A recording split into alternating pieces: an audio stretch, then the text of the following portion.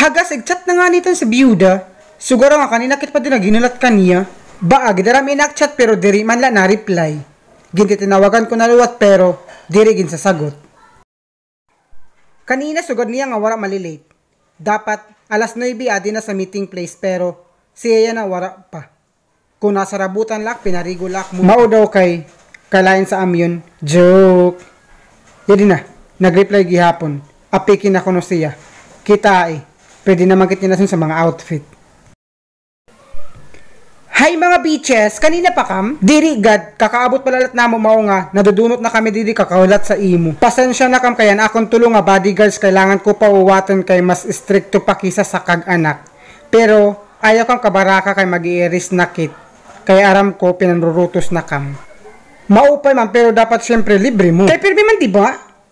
Tara na!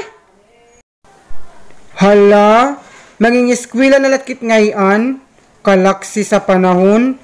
But wait guys, kamusta man yan na yung bakasyon? Kami sa pamilya, nga tanan nga mga beach diyan sa Pilipinas ginpariguan naman. Like, super sulit talaga na akong bakasyon. Tama lang itong kay di ka naparigo.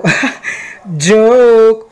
Ako man syempre kay, very curious ako talaga sa mga kuiba diba, diyan sa Pilipinas. So, an akong ginhimo, an akong bakasyon, ginsudlan ko tanan na kuiba diyan sa Pilipinas. Grabe! Kaupay talaga sa sulod. Like, something is scary but I enjoyed naman kaya sulit liwat ang akong bakasyon. Kunta dito ka nala, kay malak ka man ni kulalaknit. Kidding! Well, ako man, with the rest of my family, right after our recognition rides, we visited some countries in Asia. Like in Hong Kong, 2 days kami doon. Sa Malaysia, 5 hours lang kami doon. And we moved to Indonesia, 2 nights lang kami doon.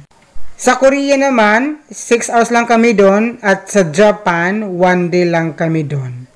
And sa China naman, we stayed for 5 days.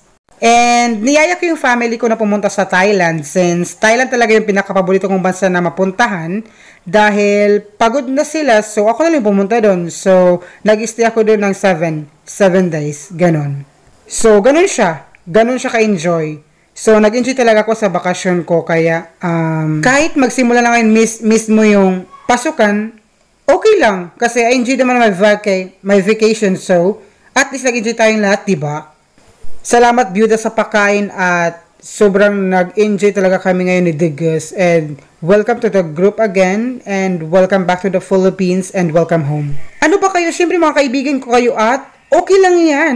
Paano ba yan? Hinahanap na ako ng mga bodyguards ko at baka magsumong kina mami at daddy pagalitan ako. So, paano ba yan? Kita-kits na lang sa school at salamat sa time yung dalawa. And ingat sa pag-uwi. Bye!